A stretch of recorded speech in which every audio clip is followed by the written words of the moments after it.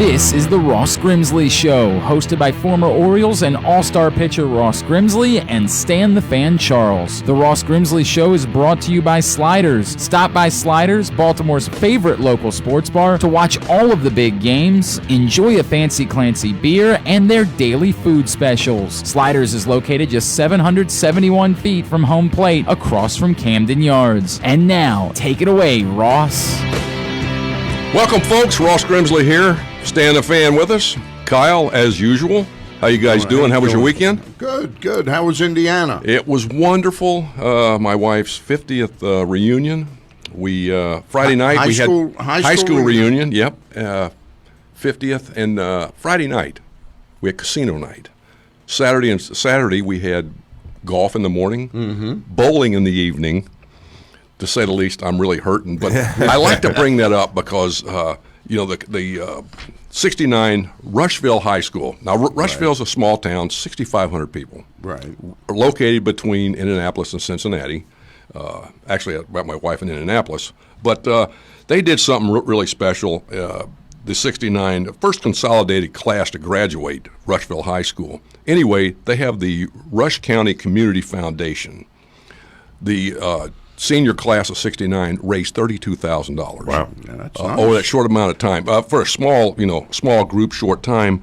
But it goes to the enrichment of enhance the quality of life in the area, Rush County, which is 17,000 people in Rush County. Now, is by any chance Adley Rutschman the mayor of Rush County? Could be. Or maybe if he goes there. But I just want to give a shout out that they raised money. Great thing. It was, and the other classes at Rushville High School have followed suit and starting to do. And obviously, a small town, they have the same problems that big towns do, and they've done a lot to enhance that with impacting young children. Families that need some help, so they've done a lot of great work, and I wanted to bring that up. That's a nice cause for a high school. Great, and they raised a lot of money. And the Rush County Community Foundation. I mean, they've been around since 1991. They've dispersed over $12 million over that amount of time, and they're just giving back. The senior class and the classes in Rushville giving back to the county and the city, which helped them growing up. That's a big thing. So nice. I just want to give how'd you shoot? Which score did you shoot higher, in bowling or golf? Actually, better in bowling. Higher in bowling. On two games. Right. On one game, I was pretty close. Right. So anyway, it was a great time, a lot of fun. Got to see a lot. I know more people there than I do in my town in Fraser, Tennessee, and Memphis. But it was a good time, great time. I just want to give a shout out to what they did. It was very, very good. Yeah. So, anyway, we got a lot of baseball stuff going on. What about Tampa Bay getting the okay to play half their games in Montreal? Well, now, not the okay. It wasn't MLB saying we're going to do this. No. There's a lot of stuff but they're giving. First of all, the first obstacle they've still got a hard-clad lease for 6 more years. Until 2027. It's not more than that even, yeah. Right. 2027, and the mayor is not even going to the board to talk about this. But anyway, what has happened is, Tampa Bay's next to last in attendance. Despite being one of the better teams. Exactly right. So, what they're doing, and it's pretty unique, trying to get Montreal, Tampa Bay to split that and kind of use it as leverage to one team to build a stadium. Well, Montreal has a stadium. Right. They would use it for a couple years. Sure. Right. Until they build it. Right. Tampa Bay, they had Ybor City, that fell through. Yeah. So they're not getting any traction down there at all. None. None. There's no cooperation between Tampa and St. Pete. And the stadium that has the lease right now sort of has the leverage that's in St. Pete. Yeah. But the commissioner said the permission that was granted was simply a permission to explore the alternative in an effort to strengthen the franchise that performed great on the field and continues to play pretty well. So they're given the opportunity to do this. So let me ask you a question. As a former player, you played for the Cincinnati Reds, you played for the Baltimore Orioles, and you played for the Expos, correct? Correct. Did you pitch for anybody else? Cleveland, Okay. briefly. And you were coach for the San Francisco Giants organization, not a major league coach. Right. I was an correct? instructor. We obviously with Seattle for 10 years. But tell me how that would work. So say you were still a player, you're 30 years old, and they tell you, hey, next year you're going to play 40 games in Tampa, Right. and 40 games in Montreal, and you're going to have 80 road games. Yeah. Where's home? Where's home? And that's How are you affording home? That's one of the big problems. And they have to do. They would have to give you a stipend of some type to give you go. housing, I feel like. Well, exactly with your families. I mean, there's a lot. You're going. Not only are you in Canada, you're in Quebec. You're in a country in a country. Right. So that makes it. I mean, playing in Montreal, going in and out. I mean, it was tough at times, but finding a place to live. There's a lot of obstacles that would come into play. It's too many. It's too many. I think it's. I don't know if it's posturing. Like I don't know if it's just one of the two sides hoping to get the other one to just That's what it fight is. and build Sure. the stadium and just have that there full time. But Yeah. it's economically it seems unfeasible, despite Right. the fact that it would open up two fan bases and two cities. In theory, it would. They did that with Montreal playing in Puerto Rico, but in that San was a Juan. transition, right? Like Well, that was attendance kind of popped up, but then they eventually moved to Right. Washington. But this is, I guarantee See, you, this is a thing for a new stadium. Who's going to pony up and get a new stadium? I've read that the Rays actually have the right under their contract to play 12 games per season somewhere other than Tampa. Now that makes some sense to me that they would explore that, but I can't see how they would ever be competitive for a free agent. Oh, it'd be tough. I mean, who would want to go play in that circumstance? Nobody. 40 games there, 40 in Montreal, 40 in Tampa, and 80 on the road. They're going to go where the money's at. Yeah. And Montreal, they got some big backers behind them. I was up there at the end of spring training promoting, getting a team. We Yep. spoke with there was 15 of us or so. Are the up there. Bronfmans behind it? Yeah, the Bronfmans still. The dad. That's the Seagrams. Yes, That's the yes. Seagrams. The son is running that. So I mean, they got some other backers involved, but it's going to be $1 billion to get a team up there. Yeah. But well, they were talking about like the solution for this split kind of home team was that now in Tampa they can build only a $600 million stadium instead of a $900 million stadium, as if like somehow that's not still a lot of money to spend, and that would somehow solve their problem of attendance. I think the issues are bigger in Tampa Bay than just the stadium being old and in St. Petersburg. No, exactly. But you look at the attendance is not the big thing. Because it's the TV revenue. That's the money. And they have a bad deal with that as well. Exactly. I mean, everything points to leave. I'm really amazed when they got teams in Florida. Miami's, they're the worst. And no one's saying anything. Miami's got sort of a mitigating circumstance that they've had really horrific ownership down there. I mean, Hazanga spent a fortune to get them a world championship and then tore it down immediately after. Well, Loria was the worst, yeah. And then Loria did the same thing, and then they did it a third time to get the stadium. Sure. They ponied up a lot of money to get the players, good players, so people were excited about it. The city ponied up, and that's I feel really bad for Marlins. No, I'm talking about the club ponied up to get they invested heavily to get a good Reyes team and all those, to get the stadium, and then as they soon as they sold got them the all, stadium, they said screw you. Well, I mean, even they don't want some Hall of Fame guys they had down there.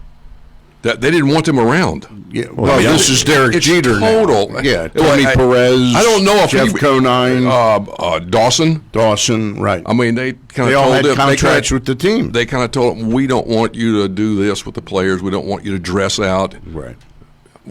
Really? Yeah. And they had some close contacts with the players down there. But anyway, they went that route. If you really want to, there's an argument to be made in today's day and age that the strategy they deployed is not even a bad one, right? You win a championship and you then trade them and try to reap value and do it again later on. And, but the Marlins, and that opens up another question. I mean, another thing for me. You at least got to put a competitive, somewhat competitive. This thing with the O's here, this is awful. This is embarrassing. to go out for the fan base. Sure. I understand that this is what you do, but you know what? There's another way to do it, and it's going to be the next collective bargaining agreement. This is going to be brought up. I mean, there's got to. You mean the notion of tanking? Yes. You don't care if you win. So then I don't know. I feel like if you try to put a rule in place, somehow the teams will figure out a way to get around it, right? Like if your team has the goal to lose games and try to collect assets, I tend to think that, they'll be able to. And I don't know if I have a problem with it, even as an Orioles fan, because winning is not important anymore. Winning is very important. It's paramount. Not now. But it's sort of like, are you looking at the forest or the trees, right? Like. And I think that ultimately... Yeah, I mean, the Orioles could put out a 70-win season team, a team that could win 70 games. They're not in that mode. They want to... And even 83 games, back up. 85 isn't enough in the AL East, right? But you can put better players in as stopgaps for a year. But can you put good enough players on the field to compete with the Red Sox and the Yankees and the Rays this year? Of course you can't. Well, then what's the point of it? Have at least go out thinking that you have a chance of winning. And I think these guys do, for what it's worth. I think these guys at least are very grateful for the opportunity. They are on par to possibly break a record in Major League Baseball for losses. And here's the story about the current Oriole team. I read this stat the other day. The games that Bundy, Means, and Cashner pitch, they're 17-24. The other games, they're 5-31. The bullpen is atrocious. Oh, everything is atrocious. Everything is not Trey Mancini. A completely another story. But hitting, pitching, fielding, base running, it's awful. Yeah. I mean, on a daily basis to go out and watch it. I mean, at least have some guy you could. And there were people out there you could have got. I understand you're trying to save some money, but give the fans something. Well, I think next year you'll see a little uptick in that. There will be somehow they will invest in some pitchers coming back from injuries, inexpensive, but they'll have 4 or 5 of them. They won't just have one Nate Carnes. You hope. I think maybe I could see that, the 4th or the 5th starter they're signing, those kind of guys. But ultimately, what they're giving fans is going to be 2 o'clock today in the afternoon, and then introduced tonight in the game. That's the future. Adley Rutschman, Gunnar Henderson. These are the guys that will need to turn into players for the Orioles to ever be winning at any sort of relevant level again, right? Like the market, playoff contending, the market and Camden Yards aren't good enough to entice the top free agents every year. I'll tell you the other thing with this team right now, agents for that matter. The other thing right now, and you bring up, they're on a pace to lose over 120 games right now. Very possible. But so a team in that position wants to use its valuable trade chips to get something. So if we're stuck where they say we don't have anybody better than Gabriel and Noah, we don't have anybody better than Dan Straley. So if you trade, the most valuable 2 guys they got are probably Cashner and Bundy. Means no, but Means they're not trading. Yeah, but I'm saying Bundy and Cashner's at the end of his contract after this year. You'd like to trade them, but who's going to pitch then? Exactly. Then you are worse than you were, which is you're already the worst. How much worse can you get? And look, part of the problem is that you wish. Like Keegan Aiken's been struggling a little bit of late. There's not anybody. The cavalry isn't really present in AAA or even AA for that matter. Like there's some intriguing arms lower down. There's some names. I think Bauman was just bumped up to AA.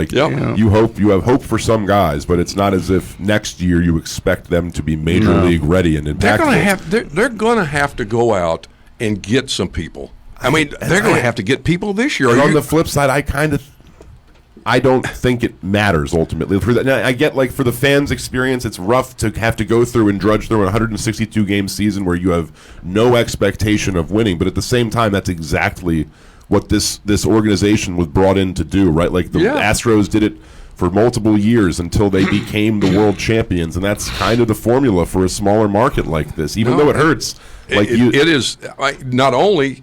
I mean, you're taking a chance of hurting guys by running these bullpen guys out as often as you're going to have to run them out. I mean, they're not ready for this, as we've seen some guys might not be ever ready for Major League Baseball. Exactly right. Exactly right. The most telling roster decision was when they DFA'd Dan Straley. And then 2 days later, it's announced, well, he's passed through waivers and he's accepted an outright, assignment to Norfolk. He could be back in 6 weeks. Sooner than He that. could be back very soon. The only thing, if anything, that I would say has bugged me a little bit, and it's not even much, it's just when I take a look at his stats, I'm like, well, why not give him a chance here? Is when guys like Mike Yastrzemski are experiencing some moderate success in San Francisco, like why not just give them a chance at the major league level in Baltimore to see if anything, if you have something of value. So, well, in any endeavor in life, sure, the first thing that people do when they come in, new people come in, they go, well, he was the previous regime's guy, let's get rid of him. And I get that. Yeah. It's just still like, and outfield is maybe one of the few spots at the major league roster you could argue is quote unquote crowded due to the nature of what they've put together. But it's I always liked Mike Yastrzemski. He's a fun guy to talk to through the years, and I'm happy to see that he's doing pretty well. Yeah, 257, 5 home runs. He's doing. He's something better than Joey Rickard. Yeah, no doubt about that. Who they got also. That just the tells Giants. you The Giants situation. how bad they are. Yeah. But you know what? It's a big field. Rickard can cover some ground, which they have some older guys out there. I mean, they're in the kind of a They should probably be in a rebuild, but they got some salaries they can't get rid of, and they're just hanging on. So you've worked in minor league organization, the minor league organization of the San Francisco Giants. Right. So Rutschman is signed, sealed, and delivered. He's having a $2.1 million. He's having a 2 o'clock presser today. Forget this season, because it sounds like they're going to go really gently with him this season. They're even talking about maybe another position. Yeah, at they're times. talking about So not catching him right now, and until the instructional league in September. Right. So, but what level of play do you think next year does he fit in? Is he Frederick to start, or is he lower than that? Why not get your feet wet? So in maybe professional Delmarva. Baseball, the instructional league will be one thing this year. Then you go. I mean, you can start. He can move anywhere, but why? What's the big rush? Right. Learn what professional baseball is about, what goes on, and then move on there. I mean, you could start out at Delmarva, start out at Frederick. See what happens. You can always move up, and if he takes they off, started where it wasn't this tenure, but they started Wieters at High A when they had him in 2008, right? That's Frederick. Yeah. So there's some precedent for it for a college catcher to come in and. But you know what he's going to be probably with some of these pitchers that will be coming along. No doubt. What the big thing is, if you can get everybody to move together, somewhat together. Yeah, you'd like him to have Grayson Rodriguez next year. I mean, and some of the other guys that come along, that would really be a bonus. But learning how the professional game is done, what comes with it, and just take your time. Again, no hurry. But this guy, if he's as good as everybody says, he's going to move fast. And I think there's no reason to not get him at bats this year. Absolutely. You have that. I wouldn't necessarily put him behind the plate. He just played a full season of college baseball. Right. Give him some time to rest his body. And from what we can tell, by all accounts, he's a pretty exceptional defensive catcher. Right. The nuances of the position are not stuff that he has to really fine tune. They say he's really intelligent. No doubt. He can handle the game and handle what's going on, which is, that's a bonus because you don't have those guys. The guy will take charge and will bark at the pitcher or do what and can call a game supposedly. But again, it's different. I mean, I'm just wondering, did he call the game or was it called for him? He called the games apparently. That is the word is that he called his own game. Hopefully he did. That just enhances his value right there if he can do it on his own, because a lot of stuff is called for the pitcher and the catcher. So if he's able to do that, that is really I thought the other really stunningly good news is that they apparently have Gunnar Henderson under contract. Is that official? Yeah, is that official? Okay. It was official before the Rutschman ones official. Yeah. Yeah, but last night I read something that could have been a day old, but it said something like Masson said late last night. It said reportedly signed. Right. Their slot was 1.7. He's going to get like 600,000 more than that. He gets 2.3 million, like 2.3. Which is, and they've signed 30. I guess of the 41 guys they've drafted. A lot of those guys that Stan mentioned earlier were like seniors in college, so they were very signable guys. But I think it's interesting to note that of the high school guys they did draft, which was very few, all of them were 17 years old. None of them were guys that, like we talked about before, were 19-year-old high schoolers. Right. They clearly valued that projectability and the extra years of development that they would be able to get out of these guys.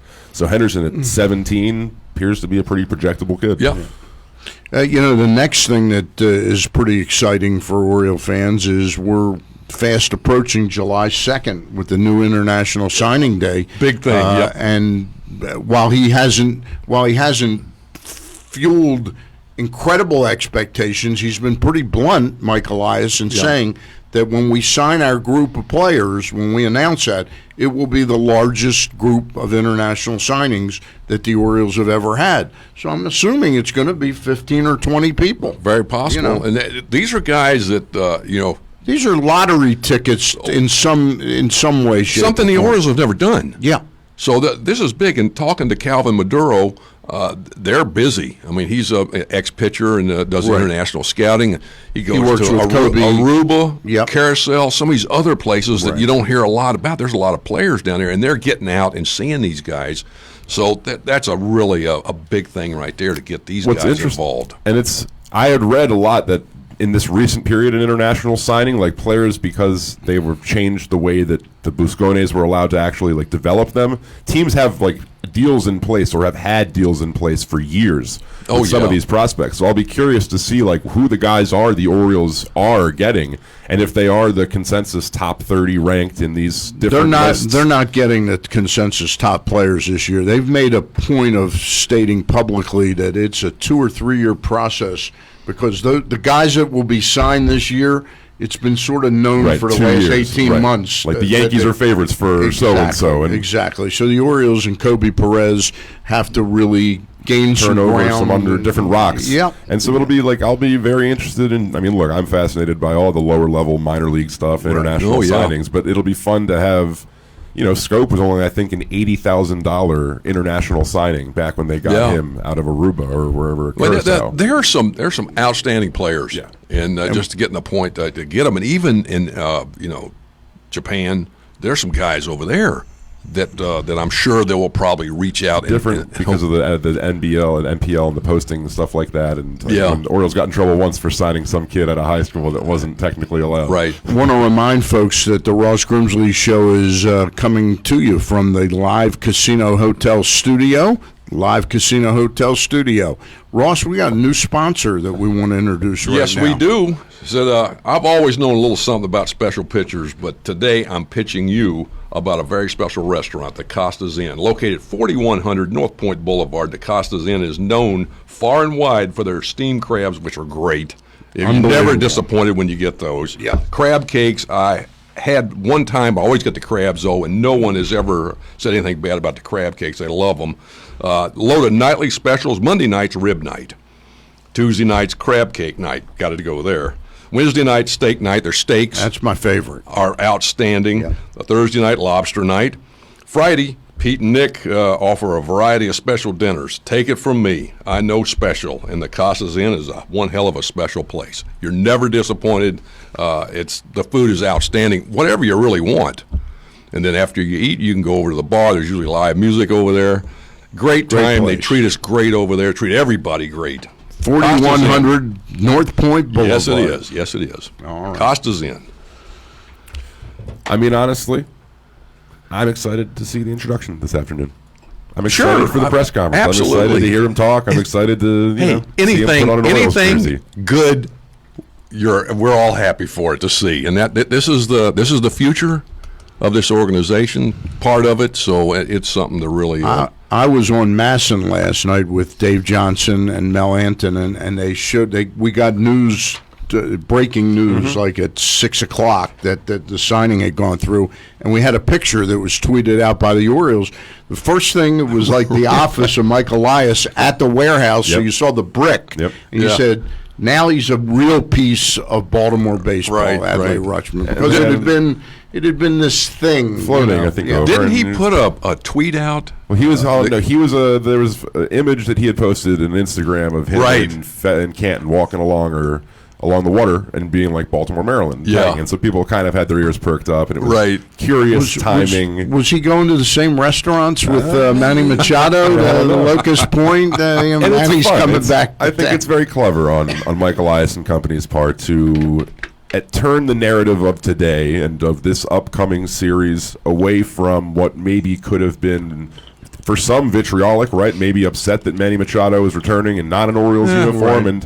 and turning the focus to the future and saying, look, we had Manny Machado. He was great. This is who we have now, and Right. we're looking forward to that. And It looks like it's a great move, and like I said, it's exciting. Speaking of Machado, I did a little commentary last night. I'd love to get your take on this. Remember when Manny Machado came up? We loved him as a baseball player. Nothing but doubles. I saw him in occasional Bowie. home runs. I saw him as a kid Right. in Bowie playing shortstop. Defensive highlight after defensive highlight. Now, what comes to my mind when I think of Manny Machado isn't the great, graceful baseball player. It's the beanball battle with Yorvit Ventura, the late Yorvit. The tussle with Josh Donaldson. Right. The next day, throwing the bat at the pitcher. The Dustin Pedroia dust-up that led 2 weeks later to Chris Sale buzzing him in Fenway Park, to the stepping on the Achilles heel of the two guys, and now this most recent. I think Manny Machado's become look. He's still a very good ball player, Great, outstanding player. Yes, I still don't say great because he's great. He does some great things. He does some great He does things. everything great except base running. You can't tell me anything different. I don't know how his on-base percentage as a career this year it's .357. I'm telling you that he's gotten sideswiped or he's pushed his career is like a sideshow now. It's all about what Manny's pissed off about. What happened in the World Series on the big stage? When you do stuff on the big stage, it's magnified tenfold, and it happened. He's considered a dirty player by some people now, and a lot of it is, some of it's true. Some of it has just been. So Brittany Giroli writes this article in The Athletic, and you know Brittany, okay? Yeah. And she went to Pittsburgh to have a sit down with him, spend an hour with him. You know what his gripe with Baltimore? He makes it very clear. It's not the fans in Baltimore, it's the ownership and management that they didn't inform him last year around the All-Star game in advance of his trade 3 or 4 days, so he could have given him and his wife time to really settle, to understand where they were going. He's all upset at the organization because of that. That's not his. I mean, it was on top of what he called waiting for a phone call, right, for 3 years. And I frankly, look, I am clearly going to be defensive of Manny Machado because he remains the single most talented player I've ever seen in an Orioles uniform in my lifetime. And he was part of the only teams in my lifetime that I've truly got to experience that were winning and brought competitive baseball back to Baltimore, and he was honestly the catalyst for the beginning of it all, and remains one of the most exciting both fielders and talented hitters, and I will always love Manny Machado. Now, is he the most maybe careful with his words? No. Is he at times, you could argue, petulant and immature? I think you could say that too. That's basically my point. Is it's time to. He's 27 years old now. It's time to grow up. He's acknowledged, based on those interviews himself, that he's trying to take a different role these days. He's trying to play more of the J.J. Hardy role. He acknowledges that now the Padres are. Well, he really showed that with Bill Welke the other day. And I think that was also a little bit BS too. It looked like a normal little conversation between umpire and player to me, and I think that if it hadn't been Manny Machado, chances are that suspension doesn't come down. So it's a little bit of victim of circumstance as well. Circumstances that he's created, and that's my point. Yep, exactly. He is now known for a lot more things than the what only a great one that I player really is. disagree with was the Donaldson and the bat throw thing. The only one of all of those things that you brought up that I think was truly a decision that Manny Machado made and was a really bad choice on his part. I don't think that the What about Achilles thing stepping on? I don't think he meant to do that. And I think Aguilar's. Please. First of all, Aguilar played his bag all wrong on that. Like, don't have your heel up in the first place. Pierce and Aguilar. But that's not my point. He is now in a position where he is public enemy number one. Agreed. And if he loves being public enemy number one, then great, he's won me over, because to me, I think his career has turned into much more of a sideshow than what it was. I thought he was one of the greatest players I had ever seen, and I turn around, career .336 on base percentage doesn't cut it to talk about all-time great players. He is a good player. He's and at times great, but some of the things that he's done, and I just think that it could have been avoided and done a different way. I mean, if he wants to be you want to be a great player, and I think more comes along as far as playing. That you can do some other things that make you a great player. And he just some of the stuff you look. Why did you do that? Why did you say that? Again, immature. The interview with Ken Rosenthal coming out and saying, well, running hard to first base is not my cup of tea. Exactly right. He's never going to be accused of thinking things through necessarily before he says them. But and his actions, I mean, they say a lot there. Yeah, and what he says, what does it matter what he says, because he's going to change it in a couple of weeks after the fact. And that's one of the things. He wants to be this. Well, do it. If you want to be, do that. But don't change, in another couple months. Run the ball out. Jesus Christ, how tough is that? I mean, make an honest effort. That's the thing now. You don't run. Do you don't run? Do you think if his teammates, if it doesn't matter to his teammates, right?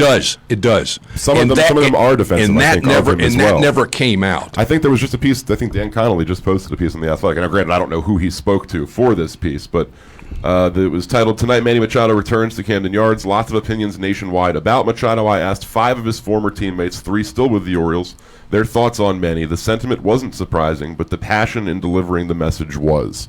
And so it's not as if everybody is against Machado here. I think that truly the people that played with him understand that it's not a case of Manny being disrespectful necessarily to the game. It's just Manny being Manny. Dan Connolly's a good writer, okay? You go to Chris Davis, or you go to Michael Givens or Dylan Bundy. What do you expect them to say? They're not going to say. Seriously, are they really going to come out and say, No. "Yeah, it irked me that he didn't run hard"? I guarantee it irked Buck Showalter. Well, I tell you something else. Showalter knows that getting pissed at a player publicly. They had issues in the clubhouse Yeah. that never come. A lot of stuff last year, in the last few years, that happened in the clubhouse, it didn't come out. And it was not as rosy and as great as everyone made it out to be. And I really believe that some of the stuff, there was some things said. Come on, give a little bit better effort. This could have been remedied long before that. If something, no one says nothing now when they do it. Anywhere. Cano. I run hard and hurt myself. Right. Are you kidding me? The guy in Philadelphia. Well, I didn't see the ball. I saw the video. Are you crazy? Don't be doing that. But the thing now is, it's a different generation. I want to run today. I don't want to run today. Yeah. I mean, come on, guys. I mean, as a teammate, I mean, you're costing. You could cost a game, but winning is not that big a deal for some teams. But I mean, it's. Yeah. And believe me, if years ago, if a guy does that, there was a problem. You're going to have to fight. I guarantee you that. You're going to have to fight. And you may kick somebody's butt, but there'll be somebody else behind him. Look, if you can't give an honest effort, then what are you doing? I'm happy for Manny. He got his money. He got his big contract, right? But the two teams that kind of knew him intimately, the Yankees knew him intimately, the Dodgers knew him intimately. Neither one of them really made any effort to sign the guy. And that's all. The Dodgers weren't really expected to be that player in the offseason anyway, due to the Seager coming back also, right? Right. But I hear you. Look, I'm excited for him to come back. I hope that. Look, do you think that it would be? What do you think the reception will be? I won't. I unfortunately have some things I have to do tonight. But what buying a ticket tomorrow afternoon? He might be suspended for one of these games. That's the sad part. Yeah, but are you buying a ticket for either game? Well, I can't do the afternoon. I work. That being said, I will be interested to see what the reception is. If I were in attendance, I would give him a standing ovation. So you've known since like February or January that he was coming to town, and you've got plans tonight. Stan, for what it's worth, I haven't been to many games at all this year. Okay. I'm not really going. But this to is Orioles. the guy. This is your guy. He's the guy. He's the catalyst for the great. And you're correct. Not going out there to celebrate. Those teams aren't together anymore. I'm not sure if you're aware. The only vestige remaining is Chris Davis, and I'm not sure going to Orioles games is a good way to spend my money these days. So that being said, I thought you'd want to go out to honor Manny Machado because he's the great. You're always going to love him. As we've discussed, it's not as simple as what are you doing tonight, going to the baseball game or no. In today's day and age, it's a decision of many factors. Now, I'm not going to set my entire life aside for Manny Machado to come into town. I really asked you to set your entire life aside. You've known since January the 2 days he's going to be in Baltimore. Correct. And he's an important player to you. Yeah, correct. You love him. Yeah. Okay. All right. Okay. Rest my case. Glad to see you feel so strongly in the opposite sense. That's fine. I do. That's fine. Then enjoy the game, and I hope that maybe you're not one of the guys booing. But if people are booing, that's fine. That's their decision. Manny Machado actually deserves. Should be, but Manny Machado deserves to be cheered in Baltimore. I've never booed anybody. Yeah. There will be probably some people in the stands who will take that decision, and that's theirs to make. Look, Manny Machado's 27 years old. He's made a number of mistakes. I guarantee you, and you're a lot younger than I am, Kyle, when he's 43, 45, 47, he's going to regret a lot of things he did because he's not going to be a popular figure in Major League Baseball history. He might hit a bunch of home runs tonight. He was liable to hit two tonight. So you still, all right? So you believe that by the time his tenure in San Diego is done, he will be a disliked figure there? I would say it's a high percentage that he will be a disliked figure in San Diego. That's my opinion. That's fine. That's your opinion. Yeah, I'm half and half on it. I don't, I see a lot of young talent in that team, and I think that he could be part of something pretty special. And I said, he could. I love Manny Machado. And I'll root for him. But you know what that comes down to also is, do you want that kind of attitude around the young guys? Right. I think that's unless he changes, and that's and believe me, I think that could have been something. Well, they're not going to pay him here. They weren't going to pay him anyway. They never were. No. They had an opportunity after the injuries and the knee injuries. And I think you don't know exactly. Had the Chris Davis contract worked out the way they wanted to, and had Chris Tillman not went from being a solid number 2 pitcher down to what he was, you don't know if the attendance had not fallen through the roof. You never know. You think they would have given him $250 million plus? I think it's possible. I think the way it evolved, though, the last couple of years, it just wasn't going to happen. If they would have won last year or been better, I mean, I just can't believe a team with the talent they had was that poor. That to me that was amazing. a lot. To me, it had a lot to do with the fact that Showalter and Duquette didn't have contracts beyond the year. Well, everybody was so many. There were 6 players that were very significant pieces. That didn't know whether they were going to be here or not. Nobody was. But you go to spring training with the attitude that we don't. You got to play. Yeah. It doesn't matter. Yeah. Who's got a contract and who doesn't for next year, but you got to play. Pass that binder, please. And that's.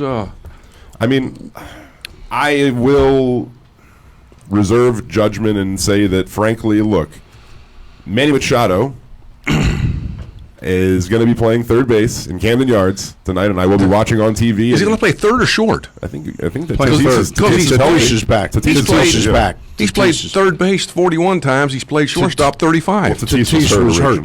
Yeah. So, I mean, he's... Well, we'll remind you while we're discussing this that we are broadcasting from the Live Casino Hotel Studios, and that's the home of the Glenn Clark Radio Show, which is coming up a little bit later on this morning. A lot of stuff going on in baseball. Yeah. What about the Yankees? They've hit 27 home runs each last 27 games, which tied the record, I think, held by Texas. That had with Alex Rodriguez, so that's a big thing. Jordan Hicks, Cardinal closer, down with UCL, which could lead to Tommy John surgery. Keuchel pitched for the Atlanta, struggled a little bit. Washington beat him 4-3. Pitched five innings, 8 hits. Had hit a couple batters through 99 pitches. So there's a big hopefully help them. Atlanta's is I think that's the only division that there's any action going on. Yeah, I mean the NL Central, everything else is 5 or 6 game lead. Well, the team down the road the other day, they just missed a great opportunity to win that series against Atlanta. On Saturday night, they had a 4-run lead going into the late innings, and they couldn't hold it. They ended up releasing Trevor Rosenthal after the game, or after the next day's game. But the Nationals, the next 12 games, Ross, while Atlanta is playing the Cubs, the Mets, and the Phillies, the Nationals play the Marlins 6 times, Kansas City 3 times, and Detroit 3 times. They should be able to go 10-2 over the next 12 games. Well, you look. What about the Dodgers? Yeah, they had 3 walk-off home runs by 3 rookies. They broke a record, and then they even added to it, but they pounded on the Rockies. Now, did you watch or hear about the game last night? Did Zach Greinke hit the home run off of Kershaw? Yeah. 3-run homer? Yeah. Off of Kershaw. He's a good hitter. He's a pretty good hitter.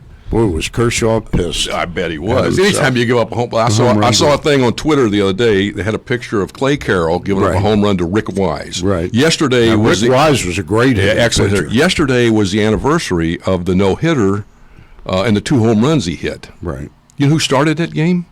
For who? The Reds. Jim Maloney. Ross Grimsley. And he gave up a home run to you gave up the first home run to Wise. Yeah. Wise was the guy traded for Carlton. Yes, he was. Even up. Yes, he was. Unbelievable. Well, guys, hey, join me at Sliders on Monday, July the 8th for the All-Star Home Run Derby. I'll be behind the bar, be the guest bartender serving up drinks and talking a little baseball. I'll be buying the first 50 people who show up their first Fancy Clancy Pilsner. Did you say 50? 50. So come on out. And my friends, come on out. I'm sure there'll be some other goodies we can I'll bet you Kyle's going to be there. Well, he loves Fancy Clancy. It's delicious. I haven't had it yet, but I'm going to have to try it. The first 50 will be on me, guys. So that's Monday, July the 8th at Sliders Bar and Grill across the street from Camden Yards. Home Run Derby, Press Box, Fancy Clancy, Pilsner, and me. Go to PressBoxOnline.com/Ross for details. Sliders, Home Run Derby, free beer. Let's go. All right. Sounds good. All righty.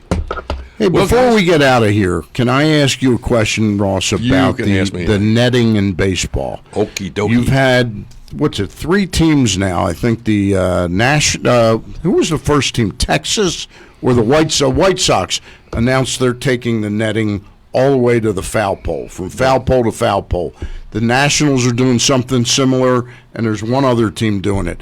And the commissioner of baseball, and what's brought this up a little bit is this recent spate of fans getting hit by foul balls, and sometimes seems like every day. Every day somebody's getting waffled. It seems to me maybe even the netting. I'm not saying the netting is a bad idea. It might give some fans that are just out of the netting this false sense of security that they don't have to pay attention to the ball where it's at. You've had kids hit. You've had a woman in Los Angeles die at the Dodger game last year. But the commissioner says we need more time to study this. Isn't it pretty simple? For me, you look at the game played in this day and age. There's anywhere from 4 to 6 minutes of downtime when the ball's not even put in play. Right. That's boring for the people.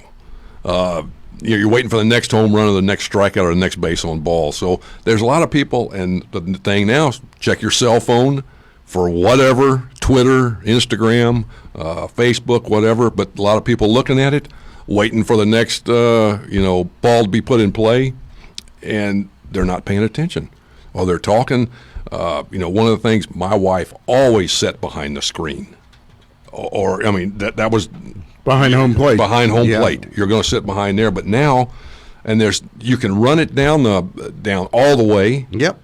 With no problem. The money is not even should be even an idea. $20,000-$30,000. It's like the juiced balls.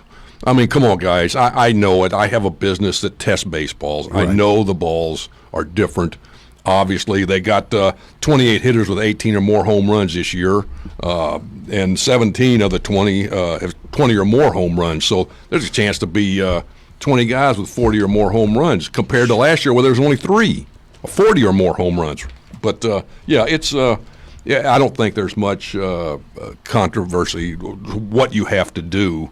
Put the nets up, save the people, because that's what's happening in this day and age. People, they're checking their phones. They're a little bit of time in between. So yeah, it becomes a little bit of a problem, and I don't see what more you have to study. You really don't. Pretty simple enough to me, I suppose. Yes, it is. Figure it out. All right. I hear you. That's going to wrap us That's a up wrap today, right? guys. Absolutely.